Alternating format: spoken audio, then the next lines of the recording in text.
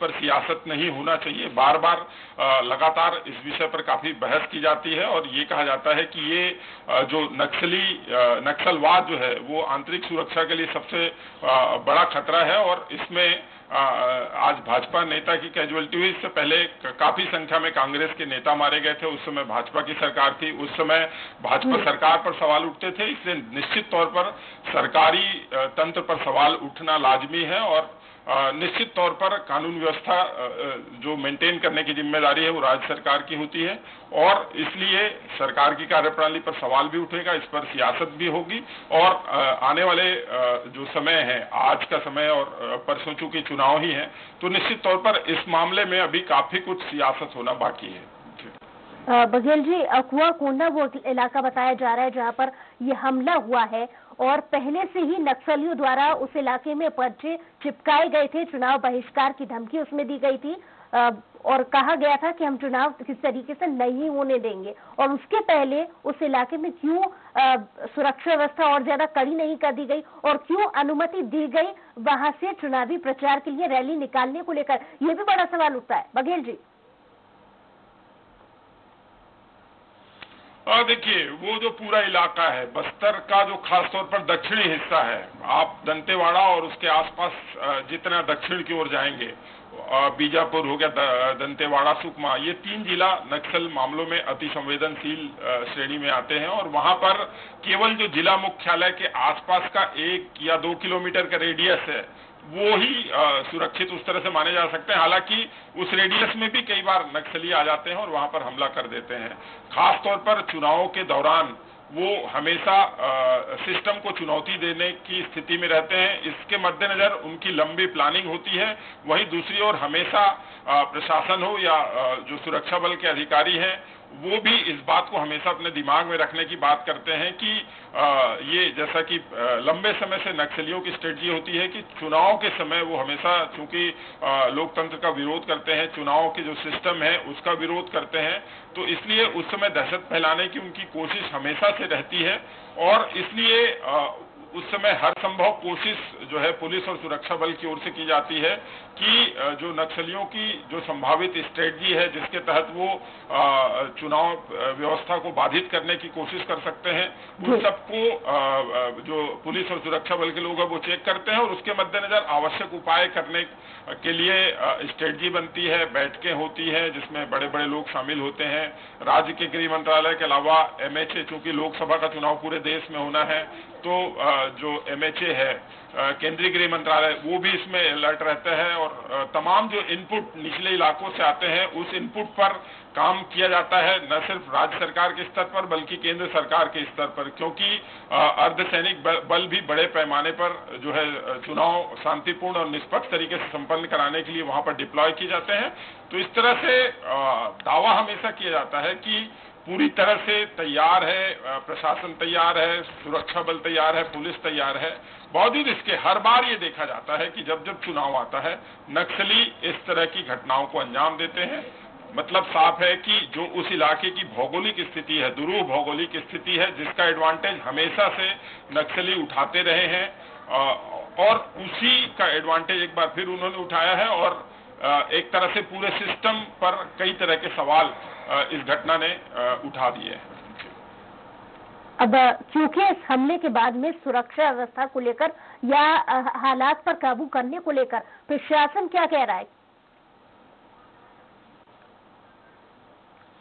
देखिए, अभी किसी भी जिम्मेदार अधिकारी से ज्यादा बात नहीं हो पा रही है। हमारी एक टीम इस वक्त पुलिस मुख्यालय में मौजूद है, वहां पर वैभव शिव पांडे वहां पर रवाना हुए हैं। वो हो सकता है अब से कुछ देर बाद वहां पर पुलिस के बड़े अधिकारी इस पूरे मामले को लेकर अपना बयान दें। अभी फिलहाल किसी भी बड़े पुलिस अधिकारी से विस्तार से बात नहीं हो पा रही है।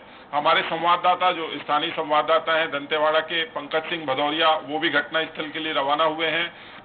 हमारी एक और टीम आशीष तिवारी भाजपा मुख्यालय में गए हैं। तो कुछ देर बाद, क्योंकि अभी तुरंत कुछ 15 मिनट पहले ही इस घटना की पुष्टि हुई है, इसके बाद धीरे धीरे डेवलपमेंट होगा और बातें निकलकर सामने आएंगी। चलिए बघेल जी, वापस आएंगे आपके पास। लगातार हमारे साथ स्वराज संवाददाता पंकज सिंह भदौरिया भी फोन लाइन पे जुड़े हुए हैं। पंकज, क्या कुछ और जानकारी मिल पा रही है? तो पंकज से हम एक बार फिर संपर्क करने की कोशिश करेंगे।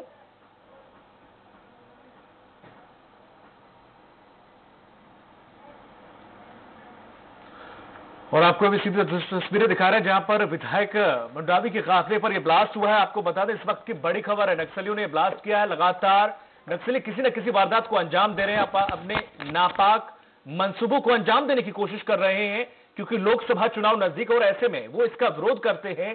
और इसी के तहत आज ये ब्लास्ट किया गया, जिसमें एक बीजेपी नेता जो विधायक हैं उनकी मौत हो गई है। आपको बता दें कि ये ब्लास्ट आज ही किया गया, ये भीषण ब्लास्ट था। और लगातार हमारे साथ छत्तीसगढ़ संपादक बने हुए मनोज सिंह बघेल सर, जिस तरीके से ये ब्लास्ट किया गया, जाहिर सी बात है कि वो लगातार इसका विरोध कर रहे हैं। लोकसभा चुनाव का एक बड़ी चूक, एक भारी चूक मानी जा सकती है इसे, क्योंकि रमन सिंह लगातार कहा जा रहा था, क्योंकि उन्होंने जब विधायक जो विधानसभा के चुनाव थे तब भी उन्होंने कहा था कि मैं उनसे बातचीत के जरिए हल निकालने की कोशिश करूंगा। तो जाहिर है कि इस तरह से कहीं से हल निकलता हुआ दिखाई नहीं दे रहा।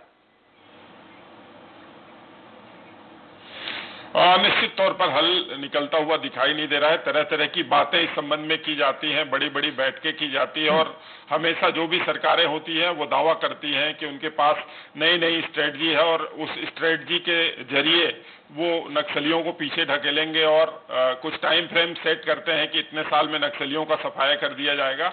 लेकिन ये सिर्फ बातें ही रह जाती हैं। जब जब इस तरह की घटनाएं होती हैं तब तब इन बातों पर काफी बहस होती है, लंबी बड़ी बड़ी बातें कही जाती हैं, लेकिन नतीजा सिफर ही रहता है और लगातार एक के बाद एक घटनाएं होती ही रहती हैं।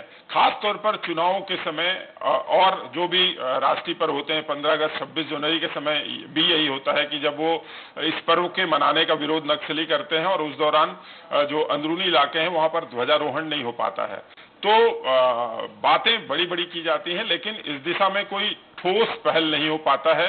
और यही वजह है कि जो विशुद्ध जो जंगली इलाके हैं, जहां पर सालों से खासतौर पे बस्तर क्षेत्र की बात करें, है ना, यहाँ की आदिवासी संस्कृति विश्व स्तर पर प्रसिद्ध है। अपनी विशिष्ट संस्कृति के लिए पूरे विश्व में एक अलग नाम है बस्तर का।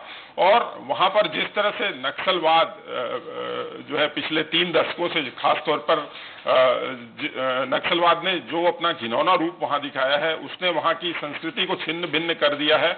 आदिवासी जो स्थानीय आदिवासी हैं वो सुरक्षा बल और नक्सलियों के बीच जो है पिस कर घुट घुट कर वहां पर जीवन जी रहे हैं। और उनके लिए समझा जा सकता है कि वो अपना जीवन किस दहशत में गुजारते होंगे जब हम आए दिन देखते हैं कि कोई न कोई घटनाएं होती है। हालांकि इन घटनाओं में ज्यादातर जो पुलिस बल के जवान हैं वो ही नक्सलियों के टारगेट पे रहते हैं, लेकिन कहीं न कहीं जो स्थानीय लोग हैं वो भी इससे प्रभावित होते हैं।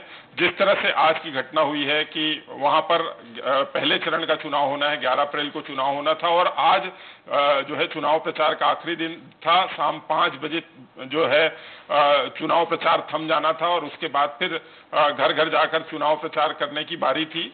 तो पूरा कैंपेन जो है लगातार दोनों ही राजनीतिक जो प्रमुख राजनीतिक दल के लोग हैं वो हर जगह पर कैंपेन कर रहे थे। और इसी के आखिरी कुछ घंटे में भीमा मंडावी भी अपने समर्थकों के साथ कैंपेन के लिए निकले थे, लेकिन वो सुनियोजित तरीके से नक्सलियों की चपेट में आ गए और उनको अपनी जान गंवानी पड़ी। तो निश्चित तौर पर ये इस चीज की संभावना हमेशा रहती है। हर चुनाव में हमने देखा है कि इस तरह की घटनाओं को वो अंजाम देते हैं, लेकिन इस बार एक बड़ा नेता जो है वो नक्सलियों की चपेट में आ गया और उसको अपनी जान गंवानी पड़ी। बिल्कुल मनोज जी, ज्यादा वक्त नहीं हुआ है कि काफी ज्यादा मात्रा में विस्फोटक सामग्री बरामद की गई थी और खुद पुलिस प्रशासन का कहना था कि किसी बड़ी वारदात को अंजाम देने की कोशिश में है नक्सली। उसके बावजूद भी इनपुट भी लगातार मिल रहे थे, विधानसभा चुनाव में भी और लोकसभा चुनाव में पर्चे फेंके जा रहे थे। उसके बावजूद भी बड़ी चूक इसे माना जा सकता है। निश्चित तौर पर बड़ी चूक माना जा सकता है, क्योंकि हमेशा वो बड़ी घटनाओं को अंजाम देने में लगे रहते हैं। बीच बीच में जब कोई बड़ी घटनाएं कर देते हैं उसके बाद वो पुलिस और सुरक्षा बलों को गुमराह करने। मनोज जी, आपको रोकना चाहूंगा, हमारे साथ टोपेश्वर जी जुड़ गए हैं जो कि दंतेवाड़ा कलेक्टर हैं। सर, जिस तरीके से लगातार इनपुट मिल रहे थे, लगातार खबरें मिल रही थी कि किसी बड़ी साजिश को अंजाम दे सकते हैं नक्सली, उसके बावजूद भी इतनी बड़ी चूक कैसे हो गई? सभी को सूचना दी गई थी कि जब भी अंदरूनी क्षेत्रों पे आप जाएं तो अलर्ट होके जाएं और पुलिस प्रशासन को पर्याप्त समय पूर्व सूचना देके जाएं। जी। और आज 3 बजे ऐसे भी चुनाव प्रचार समाप्त हो गया था, बचेली से वो नटुलनार जा रहे थे, उसी बीच में ये घटना घटी है। जी बिल्कुल। टोपेश्वर जी, अगर बात करें घटना घटी, जैसे कि आपने पूरा घटनाक्रम तो बता दिया, चूक किसकी मानी जाए इसमें? क्योंकि जिस तरह से अगर बात करें कि बीजेपी नेता अपने काफिले के साथ जा रहा है, वो सुरक्षित नहीं है, तो जनता कैसे मतदान करने के लिए घर से बाहर निकलेगी? क्योंकि लगातार यहां पर कहा जा रहा था कि हमने पूरी तैयारी कर ली है, लगातार हम पूरे मामले पर नजर बनाए रखी है और साथ ही नक्सलियों की हर गतिविधि पर नजर रखी जा रही है, सारे उपकरण है हमारे पास, ड्रोन कैमरा हो, हर तरीके के तमाम संसाधनों से नजर रखी जा रही है, उसके बावजूद भी इतनी बड़ी वारदात हो जाती है। नहीं, लगातार निगरानी रखी जा रही है। ड्रोन कैमरा भी लगातार 16 ड्रोन कैमरा पूरे विधानसभा में चल रहे हैं, सभी कैंप थाने में जी। आरोपी पार्टियां भी लगी हुई है। पूरी जितने हमको सुरक्षा का आवश्यक व्यवस्था मेजर करना था, सभी लोग किया गया है। जी, लेकिन टोपेश्वर जी, जिस तरीके से ये ब्लास्ट किया गया, जाहिर है कि एक अच्छा खासा विस्फोटक इसमें इस्तेमाल किया गया होगा, काफी समय से जुटाने की कोशिश कर रहे होंगे नक्सली, और इस तरह से ये ब्लास्ट किया। क्या पहले से कोई इनपुट नहीं था कि इस तरीके की किसी गतिविधि को अंजाम दे सकते हैं? इसके बारे में एसपी साहब ही बता पाएंगे आपको, आप उनसे संपर्क करें। बिल्कुल। इसके बाद क्या कुछ तैयारी रहेगी? क्योंकि जिस तरह से ये ब्लास्ट हुआ है, जाहिर है कि जनता में डर होगा। हम लोग तो अपनी जो मतदान की प्रक्रिया है उसके लिए तैयारी पूरी कर लिए हैं। निश्चित से आसपास के मतदान केंद्रों में प्रभाव तो पड़ेगा तमाम से। हमारे साथ छत्तर के संपादक भी जुड़े हुए हैं। मनोज सर, आप किसी प्रकार का सवाल पूछना चाहते हैं कलेक्टर से?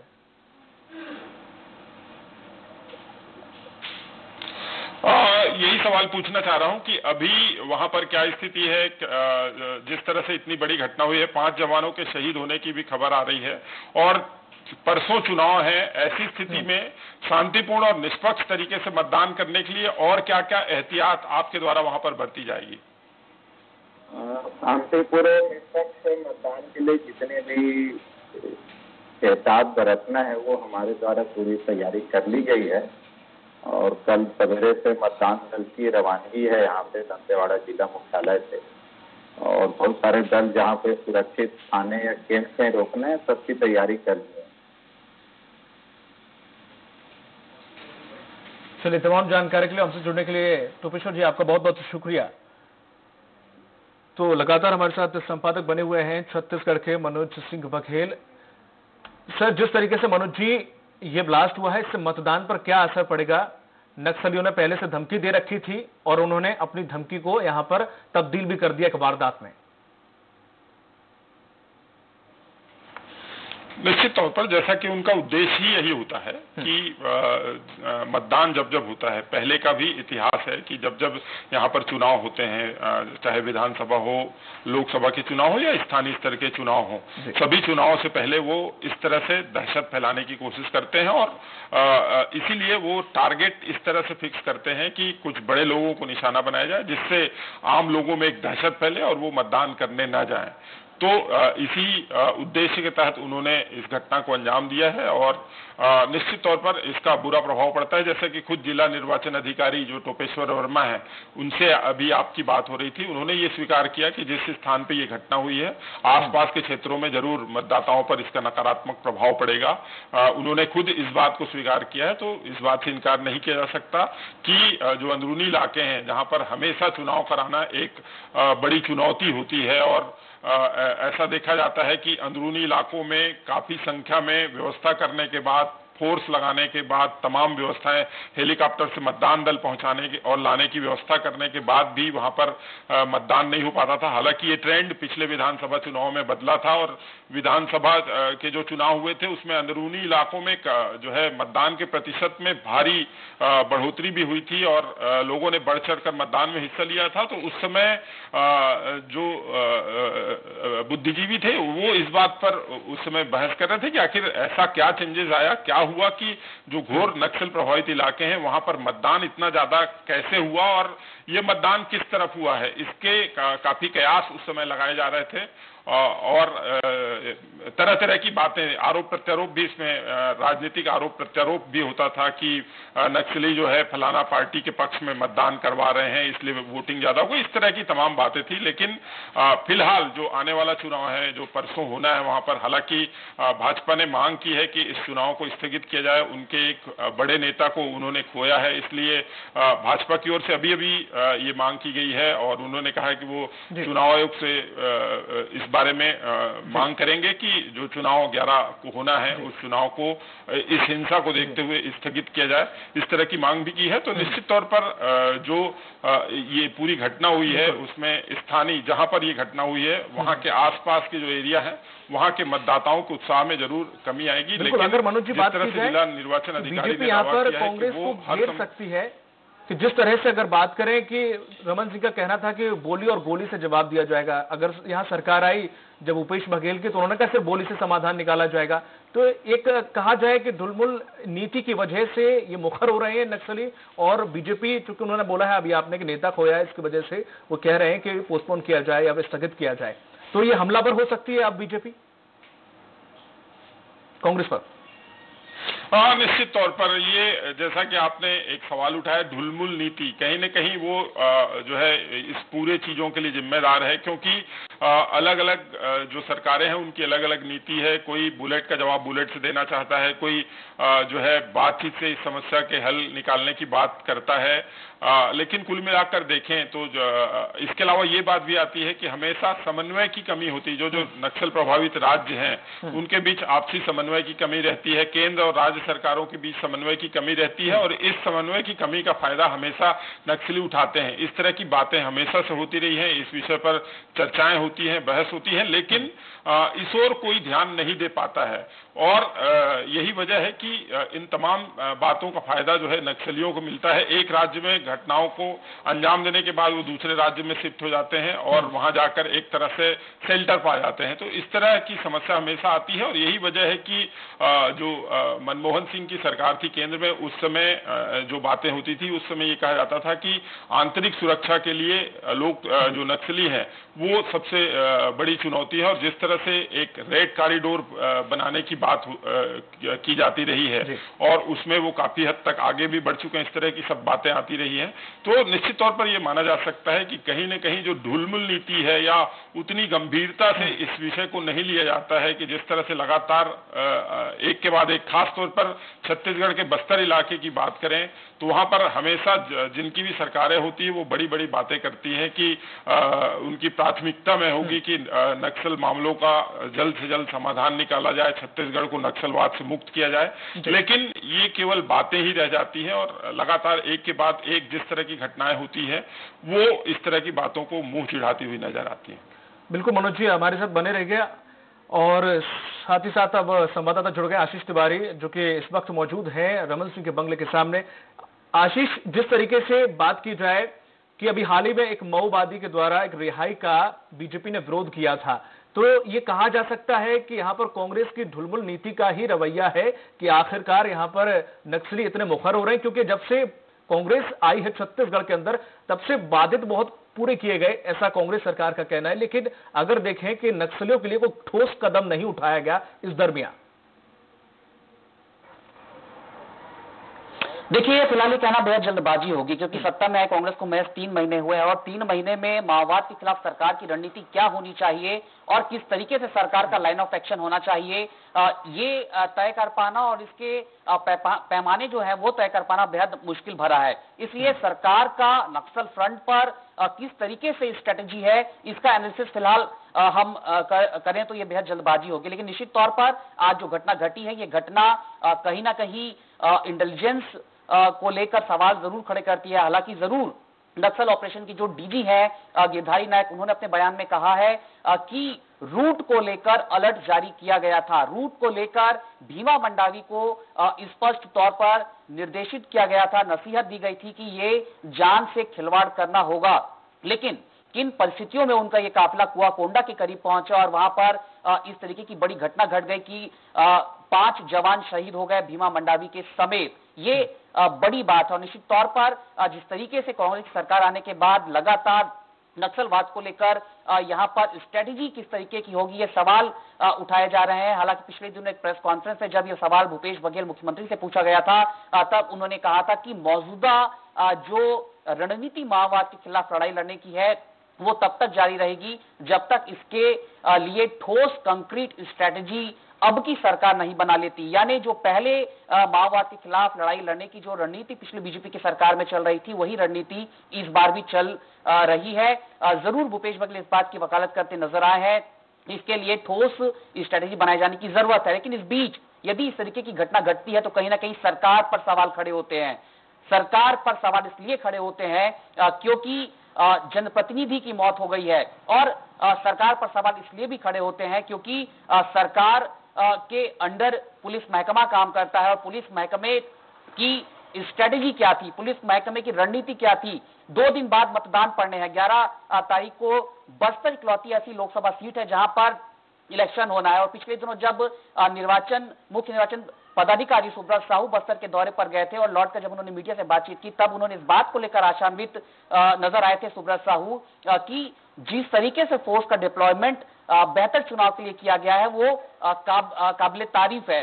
हालांकि जिस तरीके से चुनाव आयोग की निगरानी में ये पूरा फोर्स का डिप्लॉयमेंट हो रहा है वो भी सवालों के घेरे में है, क्योंकि यदि पूरी मॉनिटरिंग की जा रही थी, यदि चुनाव आयोग की तरफ से निगरानी की जा रही थी और केंद्र सरकार सीधे तौर पर केंद्र की पैरामिलिट्री फोर्सेस को यदि वहां पर डिप्लॉयड किया गया था तो इस तरह की घटना नहीं घटनी चाहिए थी। इस वक्त हम पूर्व मुख्यमंत्री डॉक्टर रमन सिंह के बंगले के ठीक बाहर खड़े हुए हैं और फोन पर थोड़ी देर पहले हमारी उनसे बातचीत हुई है। इलेक्शन कैंपेनिंग में निकले हुए थे, कवर्धा से लौटे हैं और रायपुर एयरपोर्ट पर उनकी लैंडिंग भी हो चुकी है। थोड़ी देर बाद तकरीबन 10 से 12 मिनट या 15 मिनट भी हो सकता है डॉक्टर रमन सिंह यहां पर पहुंचेंगे, क्योंकि उनकी मुख्यमंत्रित्व काल में लगातार एक लंबी लड़ाई छत्तीसगढ़ में बीजेपी सरकार ने लड़ी है। हालांकि तब भी सवाल उठते रहे हैं, इस पर उनका बयान बेहद महत्वपूर्ण हो जाता है। यानी कुछ वक्त का इंतजार हम यहां पर कर रहे हैं जब डॉक्टर रमन सिंह यहां पर पहुंचेंगे और उनसे इस घटना को लेकर पहली प्रतिक्रिया स्वराज एक्सप्रेस पर हम दिखाने की कोशिश करेंगे। बिल्कुल आशीष, इसके बाद ये ब्लास्ट हुआ, बीजेपी के अंदर क्या उठापटक चल रही है इस वक्त? क्योंकि अभी कहा गया कि बीजेपी ने मांग की है कि ये जो चुनाव है वो स्थगित कर दिए जाएं, क्योंकि हमारे एक नेता की मौत हुई है और इसलिए ये जो लोग देखिए निश्चित तौर पर जी निश्चित तौर पर ये इस तरीके की घटना यदि घटती है तो बीजेपी के तमाम जो नेता है, तमाम वर्कर हैं, खासतौर पर बस्तर के कार्यकर्ता वो मेंटल डायलेमा में है। समझ नहीं पा रहा है कोई कि आखिर इस तरह की घटना कैसे घटित हो सकती है। भीमा मंडावी पर एक बड़ी जिम्मेदारी थी, क्योंकि बस्तर की 12 सीटों का यदि यहां पर जिक्र किया जाए, हालांकि अभी 8 सीटों पर लोकसभा चुनाव बस्तर लोकसभा को लेकर है। 8 सीटों पर बीजेपी ने वहां पर 8 में इकलौती दंतेवाड़ा सीट थी जहां पर बीजेपी ने जीत दर्ज की थी, दंतेवाड़ा। और इस विधायक होने के नाते भीमा मंडावी पर बड़ी जिम्मेदारी थी कि वहां पर उनका जो एक बड़ा मैन पावर है, उनके जो अपने समर्थक हैं, बीजेपी के जो ट्रेडिशनल वोट बैंक है, इसके अलावा दीगर वोट बैंक को अपने पाले में डाला जाए। यानी लोकसभा को जिताने की महती जिम्मेदारी भीमा मंडावी के कंधों पर थी। और जिस तरीके से इस चुनाव के प्रचार के लिए ही भीमा मंडावी निकले हुए थे, तो इस बड़ी घटना का शिकार हो गए। कल भीमा मंडावी के साथ पूर्व कलेक्टर और बीजेपी के नेता ओम प्रकाश चौधरी लगातार इस कैंपेनिंग के हिस्सा रहे हैं। दंतेवाड़ा में चूंकि वो पहले कलेक्टर थे, इस लिहाज से उन्हें बीजेपी ने दंतेवाड़ा में प्रचार के लिए भेजा था। और इस घटना के बाद जब ये स्पष्ट नहीं हो पा रहा था कि आखिर कितनी क्षति हुई है, कितनी जनक्षति हुई है, भीमा मंडावी का क्या हुआ, तब हमने ओम प्रकाश चौधरी से भी बात करने की कोशिश की। उन्होंने कहा कि जिस गाड़ी में आज ब्लास्ट हुआ है उस गाड़ी में कल भीमा मंडावी के साथ वो लगातार कैंपेनिंग में जुटे हुए थे और कैंपेनिंग में तमाम इलाकों का दौरा कर रहे थे। और इस बीच जिस तरीके की चर्चा उनके दोनों के बीच हो रही थी वो इलेक्शन पर ही था कि किस तरीके की स्ट्रेटेजी के तहत बीजेपी बस्तर में काम करे। इस रायशुमारी के बीच दोनों प्रचार अभियान में जुटे थे, लेकिन बेहद निराशा हो रही है यह जानकर, जिस तरीके से ओम प्रकाश चौधरी कहते हैं कि कल तक जो प्रचार अभियान का उनका साथी था वो अब इस दुनिया में नहीं रहा। यहां पर एक महत्वपूर्ण मुद्दा यह भी है कि भूपेश बघेल अभी इलेक्शन कैंपेनिंग से वो जैसे ही रायपुर लौटे हैं। इस घटना की जानकारी के बाद भूपेश बघेल रायपुर लौटे, हालांकि उन्हें दरसिंवा में भी एक आशीष आपको रोकना चाहूंगा, अपने दर्शकों को सबसे पहले वो सीधी तस्वीरें दिखाते हैं जहां पर ये ब्लास्ट हुआ था। ये सीधी तस्वीरें हम आपको दिखा रहे हैं इस वक्त। तो स्वराज एक्सप्रेस में सबसे पहले आपको ये तस्वीरें हम दिखा रहे हैं। ये आप तस्वीरें देख रहे हैं, ये वहीं की तस्वीरें हैं जहां पर इस काफिले पर हमला हुआ था।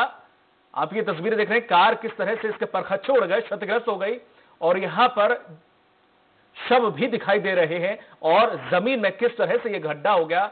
आप ये भी देख सकते हैं कि किस तरह से पहले से पूरी प्लानिंग करके इस पूरी वारदात को अंजाम दिया गया। और लगातार हमारे साथ बने हुए हैं छत्तीसगढ़ संपादक मनोज सिंह बघेल। जिस तरीके से मनोज जी अगर बात की जाए कि पहले से ही जो कांग्रेस है वो झीरम घाटी कांड को लेकर बीजेपी पर हमलावर होती रही है, और अब ये जो हमला हो गया है जहां विकास के मुद्दे और अन्य मुद्दों पर ये लोकसभा चुनाव हो रहे थे, क्या इसका अब रुख कहीं ना कहीं बदल जाएगा, नक्सलवाद की तरफ हो जाएगा? देखिए, निश्चित तौर पर आने वाले, अब चूंकि 2 चरणों के चुनाव और यहाँ पर बाकी है, 18 अप्रैल को दूसरे चरण का चुनाव है और 23 अप्रैल को तीसरे चरण का चुनाव है। निश्चित तौर पर बहुत बड़ी घटना है। जिस तरह से 2013 के विधानसभा चुनाव के ठीक पहले झीरम घाटी की जो घटना हुई थी, वो पूरे चुनाव अभियान जो उस समय हुआ था, उस समय पूरे अभियान में ये चर्चा का विषय था। कांग्रेस ने कलश यात्रा पूरे 90 विधानसभा क्षेत्रों में निकाली थी और उस पर जमकर सियासत भी हुआ था। तो निश्चित तौर पर ये जो आज घटना हुई है, ये आने वाले समय में जो 2 चरणों के चुनाव हैं उसमें जरूर ये लोगों को। मनोज जी, आपको रोकना चाहूंगा, गृह मंत्री ताम्रध्वज साहू जी जुड़ गए हमारे साथ। स्वराज एक्सप्रेस पर आपको बहुत बहुत स्वागत। जिस तरीके से ये ब्लास्ट हुआ है, एक बीजेपी विधायक की मौत हो गई इस ब्लास्ट में, इस पर अपनी प्रतिक्रिया दीजिए। जेपी या कांग्रेस विधायक का प्रश्न नहीं, लेकिन ये जरूर कहना चाहूंगा ये नक्सलियों का कायराना हरकत है। इस प्रकार की गतिविधियां नहीं होनी चाहिए थी, जबकि चुनाव चल रहा है और इतने दिन चुनाव प्रचार सही ढंग से चला है, और मतदान के पहले जो चुनाव प्रचार आज अंतिम दिन था, उसमें इस प्रकार की जो हरकत ब्लास्ट किए हैं और हमारे विधायक साथी की हत्या हुई है, उसको मैं किसी भी रूप में उचित नहीं मानता। नक्सलियों का कायराना हरकत ही मानूंगा। लेकिन यहाँ पर सर, जिस तरीके से ये ब्लास्ट हुआ है, इसे एक बड़ी चूक माना जाए? नहीं, चूक की बात नहीं है। वो तो जो हमारे उस क्षेत्र के रहने वाले जनप्रतिनिधि हैं, उन लोग भी जानते हैं, जाते हैं तो बराबर सूचना देते हैं। अपने उनको जेड श्रेणी की जो सुरक्षा है उसमें जाते हैं। भीमा मंडावी जी का बुलेट प्रूफ वाहन भी उपलब्ध था उनको। तो इस प्रकार से सावधानी तो खुद बरतते हैं, लेकिन कैसे चूक हुई, अभी मैं चुनाव प्रचार के सिलसिले में कोरबा आया था जी। अभी सिर्फ ब्लास्टिंग की और एक हादसे की प्रारंभिक जानकारी मेरे पास आई है। पूरा डिटेल जानकारी लेकर के फिर पूरी विस्तृत जानकारी भी दे दूंगा। जी, हमारे साथ छत्तीसगढ़ संपादक भी जुड़े हुए हैं, मनोज सिंह बघेल। मनोज जी, कोई सवाल पूछना चाहते हैं गृह मंत्री जी से? जी, क्या मैं गृह मंत्री से, मेरा ये सवाल है कि क्या प्रथम दृष्टि आपको ये नहीं लगता कि ये गंभीर तरह का इंटेलिजेंस फेलियर है? ये जिस तरह से मालूम था कि चुनाव होने हैं और चुनाव के पहले इस तरह की वारदात को हमेशा अंजाम देने की फिराक में रहते हैं, बावजूद इसके ये घटना हो जाना कहीं न कहीं इंटेलिजेंस फेलियर नहीं लगता आपको? अब एकदम से ऐसा तो नहीं कहा जा सकता कि इंटेलिजेंस फेलियर, क्योंकि इंटेलिजेंस के लोग काम करते रहते हैं। काफी बड़ा क्षेत्र प्रभावित क्षेत्र है, और प्रभावित क्षेत्र काफी बड़ा होने के कारण तो कहीं पर चूक हो गई, क्या हुआ, मैं अभी आज आ रहा हूँ वापस आके जानकारी लेने के बाद ही कह पाऊंगा इस विषय पे।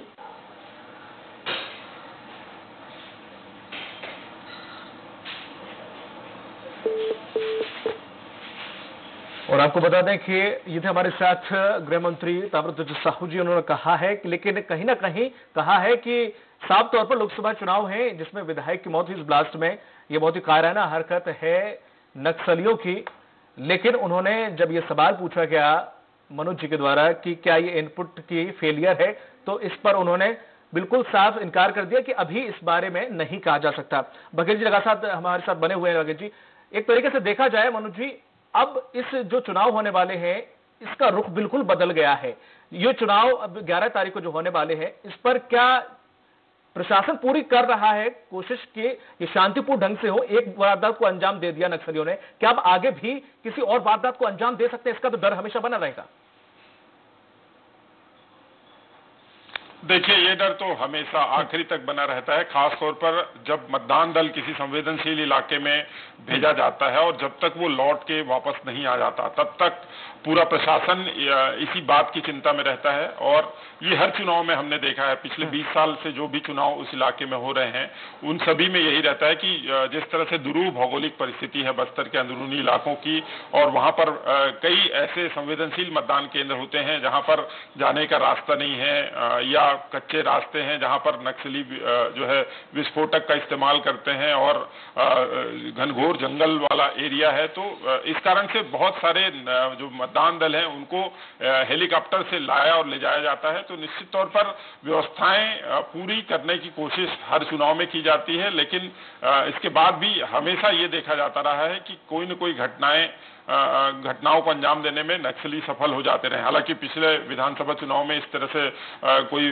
मेजर गड़बड़ी नहीं हुई थी और काफी संख्या में लोगों ने बढ़ चढ़कर मतदान में हिस्सा लिया था। और उस समय ये बात लगातार कही जा रही थी कि ये एक उम्मीद की किरण अब बस्तर में दिखाई दे रही है कि वहां पर लोग अब नक्सलियों के बहिष्कार की चेतावनी को नजरअंदाज करने के बाद जिस तरह से बढ़ चढ़कर हिस्सा ले रहे हैं चुनाव में, और जिस तरह से जो मतदान का प्रतिशत बढ़ा था, उस तमाम बातों को बहुत सकारात्मक रूप में जो है चर्चा उसकी होने लगी थी। लेकिन जिस तरह से चुनाव के ठीक 48 घंटे पहले नक्सलियों ने इस वारदात को अंजाम दिया है, उससे जरूर कुछ नकारात्मक प्रभाव पड़ेगा। और चुनाव आयोग लगातार इस संबंध में कोशिश कर रहा है कि किसी तरह से शांतिपूर्ण और निष्पक्ष मतदान कराने का जो उनकी जो जिम्मेदारी है, उस जिम्मेदारी पर वो पूरी तरह से खरा उतरे।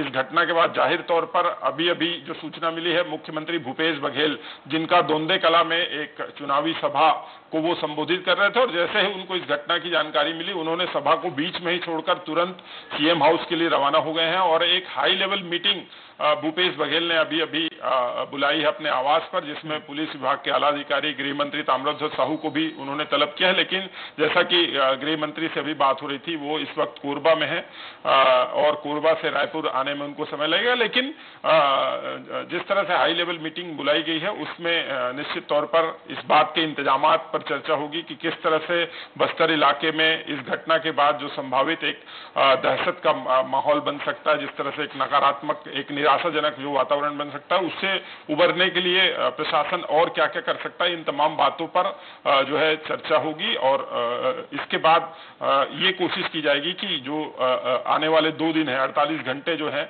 उसमें नक्सली और किसी तरह की बाधा न पहुंचा पाए और मतदान किस तरह से निष्पक्ष और शांतिपूर्ण तरीके से संपन्न हो सके। बिल्कुल बघेल जी, अगर बात करें इस घटना के बाद वोटिंग परसेंट पर क्या असर पड़ेगा?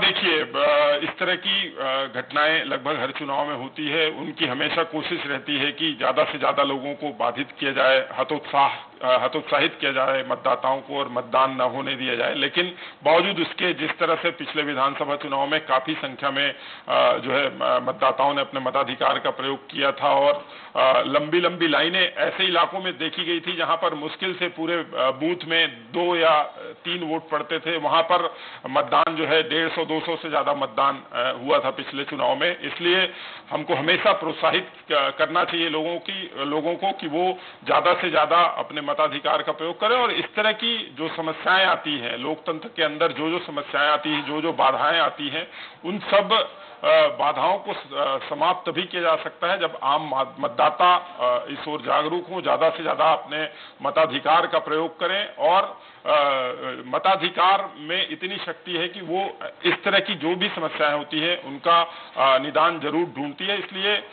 लोकतंत्र को मजबूत करने के लिए ज्यादा से ज्यादा लोगों को मताधिकार का प्रयोग करना चाहिए। हालांकि तत्कालिक तौर पर देखें तो जरूर इससे आसपास के क्षेत्रों में, जैसा कि खुद वहां के जिला निर्वाचन अधिकारी ने माना था कि आसपास के इलाकों में दहशत का वातावरण बनेगा और इससे आसपास के कुछ गांवों में, कुछ मतदान केंद्रों में प्रभाव जरूर पड़ सकता है। लेकिन ये सभी को मालूम मालूम है कि जो बस्तर में लगभग जो 8 बस्तर लोकसभा के 8 जो विधानसभा क्षेत्र हैं, सभी विधानसभा क्षेत्र के कुछ हिस्से ऐसे हैं जो नक्सल दृष्टि से अति संवेदनशील की श्रेणी में रखे गए हैं। वहां पर नक्सलियों की मौजूदगी की खबर आए दिन आती रहती है और वहां पर लोग हमेशा इस बात को लेकर जो है सशंकित रहते हैं, डरे हुए रहते हैं कि यहाँ पर नक्सली कभी भी आ सकते हैं या उनकी गतिविधियों की सूचना नक्सलियों तक आसानी से पहुंचती रहती है। इसलिए वहां पर थोड़ा सा वातावरण इस तरह का रहता है कि डर के कारण कुछ लोग मताधिकार का प्रयोग नहीं कर पाते हैं। लेकिन जिस तरह से पिछले विधानसभा चुनावों में मतदाताओं ने साहस दिखाया था, स्वराज एक्सप्रेस सभी मतदाताओं से यही अपील करेगा कि नक्सलियों के जो इस तरह के नापाक मंसूबे होते हैं, जो दहशत फैलाने की उनकी कोशिश होती है, इसको दरकिनार करते हुए वो अपने मताधिकार का प्रयोग करें और मतदान केंद्रों तक जरूर जाएं और मतदान कर लोकतंत्र को मजबूत बनाने में अपनी भागीदारी निभाएं। बिल्कुल मनोज जी, आप हमारे साथ बने रहिए। इस वक्त हमारे साथ हमारे सहयोगी वैभव से पांडे भी जुड़ गए जो PHQ के पास ही हैं। वैभव, आपसे ताज़ा अपडेट लेना चाहेंगे क्योंकि जिस तरह से जो हमला हुआ उसके बाद जाहिर सी बात है लाजमी हो जाता है एक हाई लेवल मीटिंग होना। अभी क्या ताज़ा स्थिति है?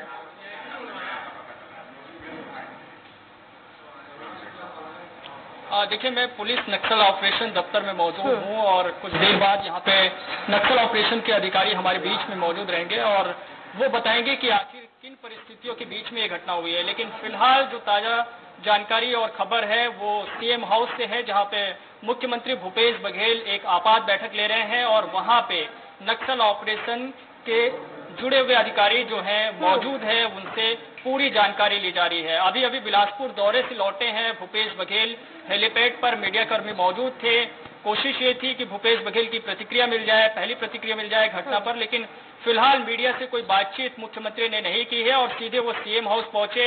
अधिकारियों को वहां पे तलब किया गया है और उनके साथ एक हाई लेवल मीटिंग चल रही है क्योंकि बहुत बड़ी घटना हुई है। ठीक 2 दिन, मतदान के ठीक 2 दिन पहले इस तरह की घटना होना निश्चित तौर पे सरकार के कामकाज को लेकर के सवाल उठाते हैं, वहां पे सुरक्षा को लेकर के सवाल उठाते हैं। चूंकि चुनाव आयोग ने पहले से ही वहां पे पुख्ता तैयारियां की हुई है, वहां पे बात ये कही जा रही थी कि सुरक्षा के व्यापक इंतजाम है। लेकिन जब इस तरह की कोई घटना होती है जहां पे एक जनप्रतिनिधि किसी घटना में मारे जाते हैं, उनकी मौत होती है, तो निश्चित तौर पे कई तरह के सवाल उठने शुरू हो जाते हैं। चूंकि विपक्ष में है बीजेपी और उनके विधायक पर यह हमला हुआ है आज ही भीमा ठीक है, बड़ा सवाल ये भी है वैभव कि अभी तक सामने नहीं आ पाया है कि ये जो पूरा ब्लास्ट हुआ है वो कैसे हुआ है, कितने नक्सली थे, कुछ इनपुट्स अगर मिल पा रहे हो तो।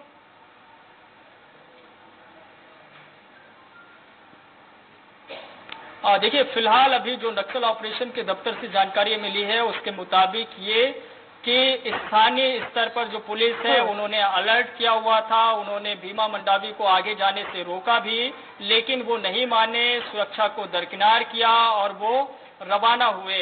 उसके बाद ये घटना हुई है। मतलब कहीं न कहीं सुरक्षा को लेकर नजरअंदाज वहां पे स्थानीय विधायक ने किया, जिसके बाद ये घटना हुई, ये सामने आ रहा है फिलहाल। लेकिन वास्तविक तौर पर जानकारी नहीं मिल पाई है कि ये घटना किन परिस्थितियों में हुई थी, क्या नक्सलियों ने पहले से कोई पुख्ता तैयारी की थी और क्या खुफिया एजेंसी को इसके बारे में सही तरीके से कोई जानकारी नहीं थी।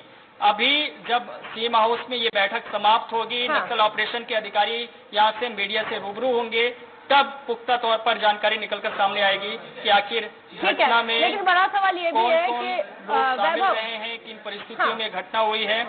ठीक, वैभव, बड़ा सवाल ये भी है कि 2013 की अगर हम बात करते हैं, 2014 के आम चुनाव के पहले जब तैयारियां चल रही थी तो 25 मई 2013 को झीरम घाटी कांड होता है। उस वक्त भी इसी तरह है कि तमाम चीजें सामने आती हैं, सुरक्षा को लेकर फिर रूट डाइवर्ट कर दिया जाता है। तो जो एरिया डोमिनेशन पे जो पार्टियां निकलती हैं उनको तो तमाम जानकारी रहती है। यहाँ पे इंटेलिजेंस फेलियर भी बताया जा रहा है, उस वक्त भी यही तमाम चीजें हुई थी। अगर यही स्थिति रहेगी तो फिर यहाँ पे आरोप प्रत्यारोप का भी एक गेम भी शुरू हो जाएगा। लेकिन जो चीजें हम खोते जा रहे हैं उसकी रिकवरी कैसे होगी फिर?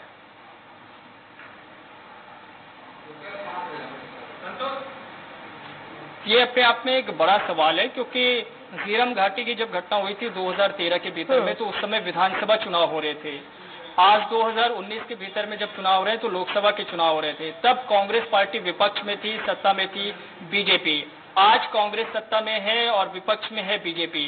तब कांग्रेस के बहुत सारे जनप्रतिनिधि मारे गए थे, आज विपक्ष के तौर पर बीजेपी के विधायक मारे गए हैं। तो लाजमी है इस तरह के सवाल तो उठेंगे, लेकिन जो मुख्य रूप से जो बातें हैं वो ये कि क्या हम नक्सल क्षेत्रों में सुरक्षा को लेकर के वाकई में कोई चूक लगातार कर रहे हैं। स्थानीय स्तर पर जो जनप्रतिनिधि हैं वो इन चीजों को नजरअंदाज करते हैं कि कोई अलर्ट है, उसके बावजूद भी हमें उसी रूट का इस्तेमाल करना है। चूंकि जो सुकमा और दंतेवाड़ा का बेल्ट है वो घोर नक्सल प्रभावित इलाका है। अभी हाल के दिनों में कुछ दिनों पहले ही घटना हुई थी, जिसके बाद रामविचार नेताम का दौरा रद्द हुआ था और हेलीकॉप्टर के पायलट ने साफ इनकार कर दिया था वहां पे जाने से। तब सवाल उठे थे तो मुख्यमंत्री ने कहा था कि मैं खुद वहां पे जा रहा हूं, रात्रि विश्राम करने जा रहा हूं, डरने की कोई बात नहीं है। लेकिन अब ये जो घटना हुई है जिसमें एक विधायक की मौत होने की खबर है, तो जाहिर तौर पर डर और खौफ का माहौल तो बनेगा। खास तौर पे जो मतदाता जिन्हें हम 100% घरों से निकालने की कोशिश कर रहे हैं उनमें भी एक डर पैदा हो जाएगा। अब कुछ ही देर में यहाँ पे जो नक्सल ऑपरेशन के अधिकारी हैं वो यहाँ प्रेस कॉन्फ्रेंस करेंगे और इस घटना के बारे में पूरी जानकारी देंगे। तो तमाम जो मीडिया कर्मी हैं वो काफी देर से इंतजार कर रहे हैं। ठीक, हम लौटेंगे आपके पास, आप हमारे साथ बने रहिए। आशीष तिवारी भी हमारे साथ जुड़े हुए हैं, छत्तीसगढ़ संपादक मनोज सिंह बघेल भी हमारे साथ जुड़े हुए हैं। आशीष, आपका रुख करूंगी। जिस तरह से वैभव से भी हम सवाल कर रहे थे वो बता भी रहे थे, और इस पूरे अगर सिनेरियो में हम बात करें तो झीरम घाटी 2013 में जिस तरह से जो घटनाक्रम हुआ था उसकी यादें उभर आना लाजमी हो जाता है उस वक्त, क्योंकि कांग्रेस पार्टी विपक्ष में थी और सरकार में जो आज विपक्ष में है बीजेपी, तब वो सरकार में थी। उस वक्त कांग्रेस पार्टी ने पूरे के पूरे जिस तरह से जो हत्या हुई थी तो पॉलिटिकल असैसिनेशन का आरोप लगाया गया था। अब जिस तरह से ये जो एक हत्या हुई है, माओवादियों ने जो अटैक किया है, इस पे भी अब राजनीति जाहिर सी बात है तूल पकड़ती जाएगी। क्यों उस वक्त जो तमाम मुद्दे हुआ करते थे वो इस वक्त वो तमाम चीजें, वो सिनेरियो बदल गया है फिर?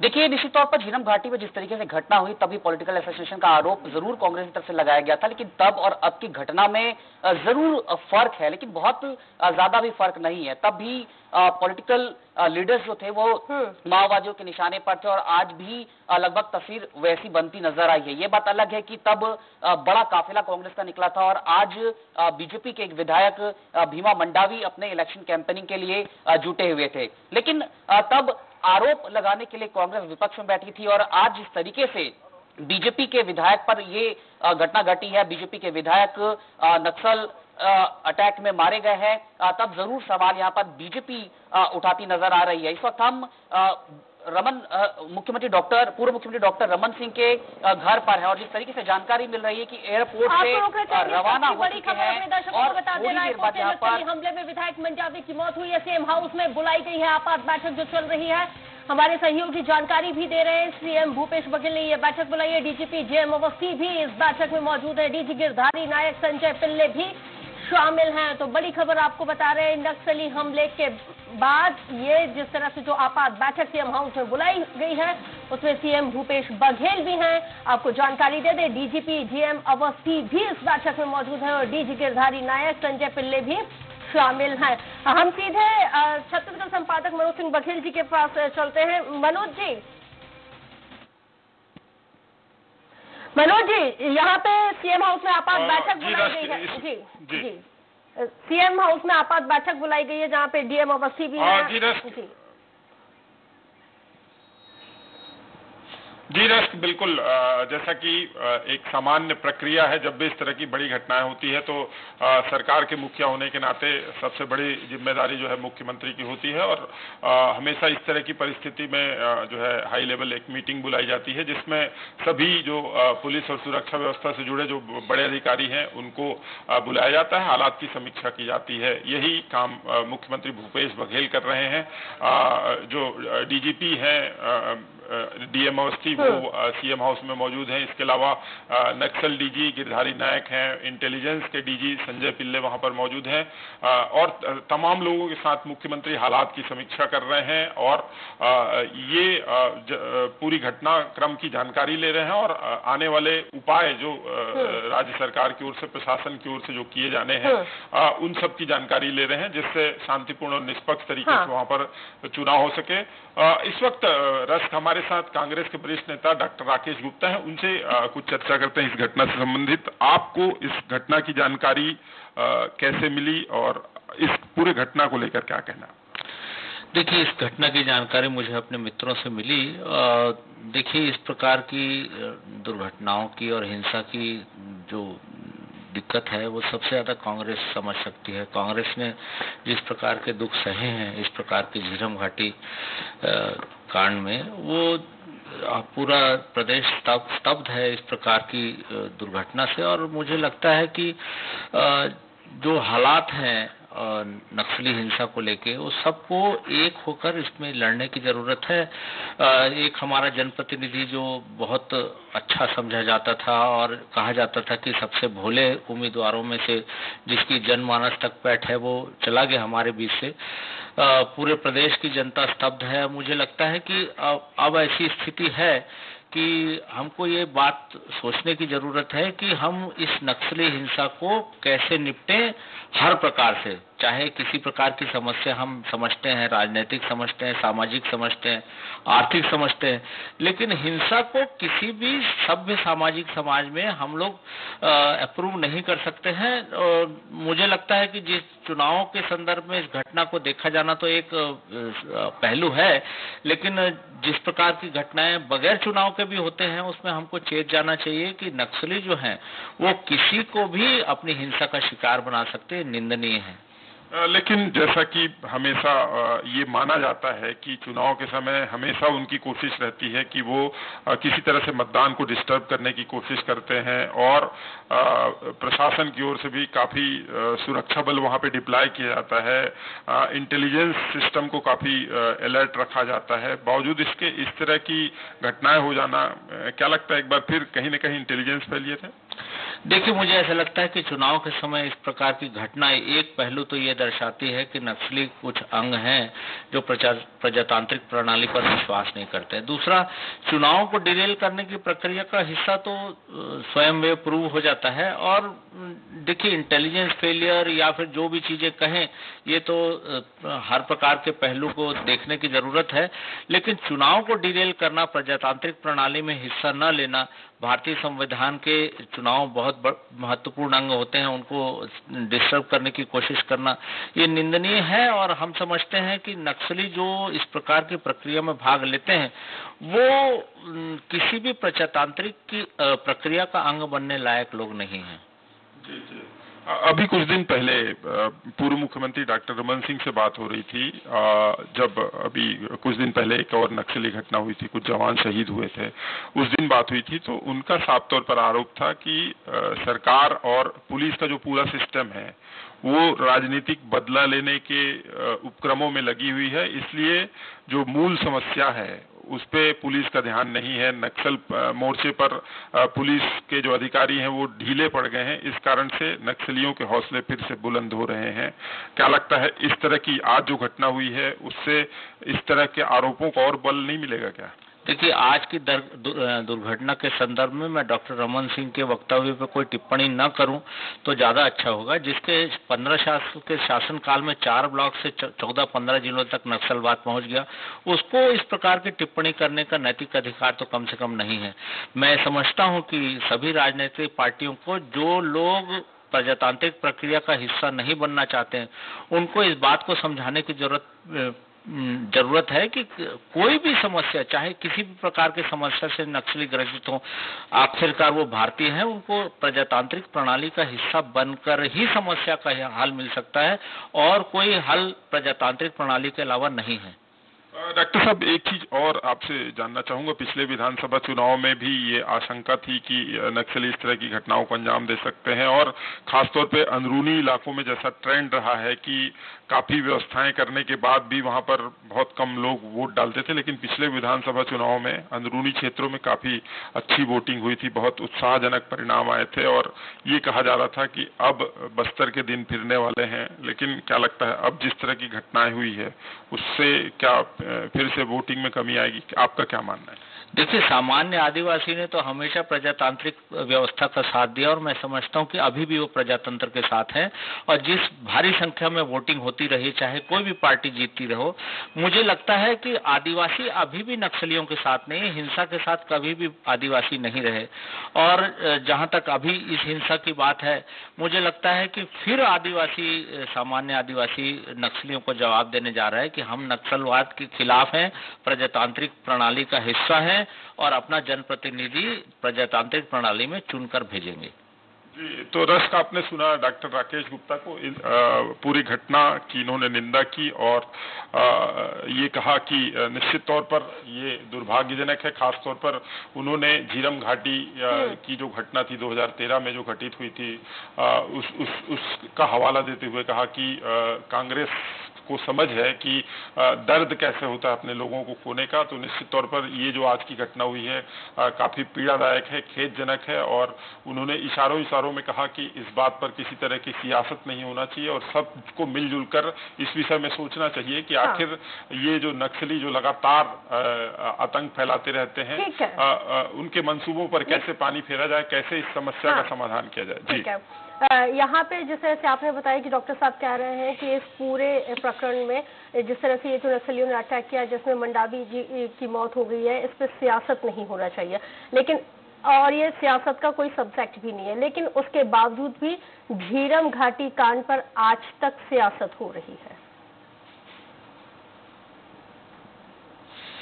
निश्चित तौर पर ये कहने की बात होती है, जब भी इस तरह की दुखद घटनाएं होती है उस समय ये कहना अच्छा नहीं लगता है, और उस समय जो है थोड़ी संवेदनशीलता भी बरतनी चाहिए, लेकिन हर घटना का लोग राजनीतिक लाभ उठाने की कोशिश करते हैं। कोई उस पर लाभ उठाने की कोशिश करता है, कोई उसका काउंटर करता है। जैसा कि झीरम के समय देखा था कि कांग्रेस के जो है 39 लोग शहीद हुए थे, जिसमें पूरे फ्रंट लाइनर शामिल थे, बड़े बड़े नेता जो है उस समय शहीद हुए थे, और उस समय इस बात को लेकर काफी आलोचना हुई थी। राज्य के कानून व्यवस्था को लेकर सवाल उठे थे, इंटेलिजेंस को लेकर सवाल उठे थे, इसे राजनीतिक हत्या या साजिश भी बताया गया था। इस पे बड़ी बड़ी जांच हुई, अभी भी जांच के नाम पर उसमें सियासत लगातार हो रही है। तो निश्चित तौर पर इस तरह की जो घटनाएं होती हैं, कहा जाता है आदर्श की बात कही जाती है, लेकिन इस पर सियासत जरूर होती है। और ठीक उसी तरह से जिस तरह से चुनाव के ठीक 2 दिन पहले ये घटना हुई है, जिसमें भाजपा ने अपने एक विधायक को खोया है, पूरे प्रदेश में एक लोकप्रिय जो आदिवासी नेता है वो चला गया है, तो निश्चित तौर पर इसमें कुछ भी हो, लेकिन सियासत तो इसमें होनी ही है आगे चलकर। ठीक, बिल्कुल। जब झीरम घाटी कांड हुआ था तो कहा गया था कि जो महेंद्र कर्मा वो सलमा जुडूम के कारण निशाने पे थे। अब जिस तरह से अगर मंडावी की अगर हम बात करते हैं, तो क्योंकि आदिवासी नेता भी बताए जाते हैं, तो क्या ये भी किसी वजह से ही टारगेट पर थे, या सिर्फ नक्सलियों के द्वारा दहशत फैलाने की कोशिश? देखिए रश्क, जो नक्सली हैं वो उनके टारगेट में जो सुरक्षा बल के जवान हैं वो हमेशा होते हैं। इसके अलावा जो जनप्रतिनिधि होते हैं वो भी हमेशा उनके निशाने पर होते हैं। यही कारण है कि जो बस्तर इलाके के जितने जनप्रतिनिधि जो निर्वाचित होते हैं उनको विशेष सुरक्षा व्यवस्था मुहैया कराई जाती है, और उनको बाकायदा वो जहां जहां दौरे पे जाते हैं, दौरे पे जाने से पहले जो है पुलिस जो है एरिया डोमिनेशन जैसे जो टर्मिनोलॉजी आती है कि जिस इलाके में जाना है वहां पर एक तरह से सूचना तंत्र के जरिए जानकारियां इकट्ठा की जाती हैं कि इनकी सुरक्षा व्यवस्था को लेकर किसी तरह का कोई डर तो नहीं है। तो ऐसा कोई सीधा वजह जो है भीमा मंडावी के मारे जाने को लेकर ऐसी कोई सीधे कोई साफ वजह नहीं है कि वो किस बात के लिए निशाने पर थे। आमतौर पर सभी जो जनप्रतिनिधि होते हैं वो नक्सलियों के निशाने पर होते हैं, जैसा कि उनका स्पष्ट सिद्धांत है कि वो लोकतांत्रिक तरीकों पर उनका भरोसा नहीं है, डेमोक्रेसी पर विश्वास नहीं है, मतदान और चुनाव सिस्टम पर उनका विश्वास नहीं है, और ऐसे जो भी जनप्रतिनिधि होते हैं जो मतदान के जरिए निर्वाचित होकर आते हैं, ऐसे लोगों का विरोध वो हमेशा से करते हैं सैद्धांतिक रूप से। इस तरह के जब भी घटनाक्रम होता है, इस तरह के जब हमले होते हैं, हम जवानों को खो देते हैं, एक नेताओं को खो देते हैं, कई तमाम चीजें होती हैं, उसके बाद भी सुरक्षा दृष्टि से अगर बात की जाए तो हमेशा समीक्षाएं होती रहती हैं, रिवीजन होता रहता है, लेकिन उन समीक्षाओं का कुछ रिजल्ट हमें ग्रासरूट लेवल पे नहीं दिखता। अगर हम विधानसभा चुनाव के वक्त की बात करते हैं तो अक्टूबर में हमला होता है, जब एरिया डोमिनेशन पे पार्टी निकली हुई रहती है, उस वक्त दूरदर्शन की टीम भी उनके साथ रहती है, कैमरामैन की भी उससे पूरे घटनाक्रम में मौत हो जाती है। ऐसा नहीं है कि पहली बार इस तरह का पूरा घटनाक्रम सामने आया हो, हमेशा यूं ही होता है, समीक्षा होती है, लेकिन समीक्षा का रिजल्ट हमें जीरो दिखता है ग्राउंड जीरो पर। बिल्कुल, यही सबसे बड़ी कमजोरी है कि जब जब इस तरह की घटनाएं होती हैं और उसके बाद जिस तरह से सक्रियता दिखाई जाती है, चाहे वो सरकारी तंत्र के द्वारा या सुरक्षा बलों के द्वारा और स्थानीय प्रशासन के द्वारा, वो सक्रियता धीरे धीरे जो है कहीं न कहीं उसमें कमी आती है, कहीं न कहीं अप्रोच कैजुअल हो जाता है, और उसी चीज का फायदा हर बार ये देखा गया है, हर बार ये समीक्षा में ये बातें आती हैं कि हमेशा जब जब किसी का अप्रोच कैजुअल हो जाता है कि लगातार सब कुछ अच्छा चल रहा है, तो एक कॉन्फिडेंस बन जाता है कि नहीं अब कुछ नहीं होगा, और उसी समय का इंतजार नक्सली करते हैं, और इसी समय में इस तरह की घटना करके वो फिर से एक बार सबको चौंका देते हैं, और उसके बाद फिर से सभी पूरा सिस्टम जो है वो एक बार फिर से अलर्ट मोड में आता है, और उस समय फिर इस पर चिंता जाहिर की जाती है, इसकी समीक्षा की जाती है, इस पर नई नई रणनीतियां बनाई जाती है, और जो है त्वरित रूप से उन रणनीतियों को फॉलो भी किया जाता है, जिससे नक्सली अपने रणनीति के तहत कुछ समय के लिए बैक हो जाते हैं, और बैक होकर वो इंतजार करते हैं कि ये कब फिर से सुस्त हों और फिर हम कब इनके ऊपर काउंटर अटैक करें। तो ये पुलिस, सुरक्षा बल और नक्सलियों के बीच इस तरह का लुका छिपी का खेल चलता रहता है, जिसमें ज्यादातर ये देखा जाता है कि हम हर बार ये बात करते हैं कि इंटेलिजेंस सिस्टम का फेलियर होना या उनके इंटेलिजेंस सिस्टम को ज्यादा मजबूत बताते हैं, या इलाके की दुरूह भौगोलिक जो परिस्थितियां हैं और जो स्थानीय लोगों के मदद मिलने की बात, ये सब बातें करके कहीं न कहीं इस पूरे मामले की हम मनोज जी, कल ही भारतीय जनता पार्टी ने अपना मैनिफेस्टो जारी किया था, जिसमें उसने साफ मेंशन किया है कि आतंकवाद और माओवाद पे जीरो टॉलरेंस नीति रहेगी। अब जिस तरह से ये जो पूरा घटनाक्रम सामने आया है, अब क्या स्ट्रैटेजी सरकार की, हमें केंद्र सरकार की, स्पेशली केंद्र सरकार की क्या रह सकती है? देखिए, केंद्र सरकार पिछले काफी समय से, जैसा कि मैंने आपसे कुछ देर पहले जिक्र भी किया था कि जब यूपीए की सरकार थी, उस समय तत्कालीन प्रधानमंत्री मनमोहन सिंह ने इस पर गंभीर चिंता जाहिर की थी, और जो माओवाद है उसको आंतरिक सुरक्षा के लिए सबसे बड़ा खतरा बताया था, और कहा था कि इसमें सभी को जो है एकजुट होकर इस दिशा में सोचना चाहिए, और जो नक्सल प्रभावित राज्य हैं उनके बीच आपस में अच्छा कोऑर्डिनेशन होना चाहिए, केंद्र और राज्यों के बीच अच्छा कोऑर्डिनेशन होना चाहिए, और बेहतर कोऑर्डिनेशन के साथ ही माओवाद के खिलाफ काम किया जा सकता है और इस पर सफलता हासिल की जा सकती है। तो पॉलिसी मैटर में हमेशा बातें कही जाती हैं कि जीरो टॉलरेंस की नीति अपना रहे हैं और आक्रामक नीति अपनाने की बात कही जाती है, अलग अलग पॉलिसीज की बात होती है, कभी बुलेट का जवाब बुलेट से दी जाने की बात होती है, कभी बातचीत के जरिए रास्ता निकालने की बात कही जाती है, लेकिन उस पर इम्प्लीमेंट नहीं हो पाता है, या कहीं न कहीं गंभीरता की कमी हमेशा से नजर आती हो, चाहे वो सरकारें किसी की भी रही हो, और इसी जो मनोवृत्ति है उसका फायदा हमेशा नक्सली उठाते हैं और लगातार अपनी ताकत बढ़ाते जाते हैं। ठीक है मनोज जी, आप हमारे साथ बने रहिए, चर्चा लगातार हम आगे भी कंटिन्यू करेंगे। आशीष भी हमारे साथ जुड़े हुए, वैभव पांडे भी जुड़े हुए हैं, बता रहे हैं ग्राउंड जीरो से पल पल का अपडेट। बड़ी खबर पर हम लगातार बने हुए हैं, रुक रहे हैं बेहद ही छोटे से ब्रेक के लिए।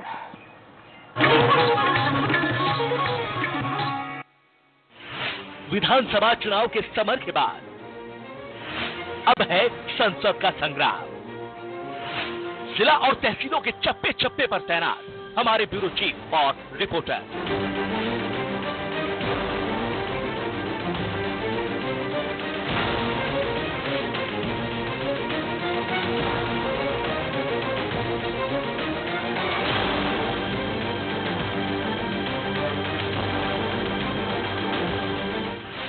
बताएंगे 20 प्रदेश की हर लोकसभा सीट की ग्राउंड जीरो रिपोर्ट। हमारी खास पेशकश सत्ता का संग्राम, सिर्फ स्वराज एक्सप्रेस पर।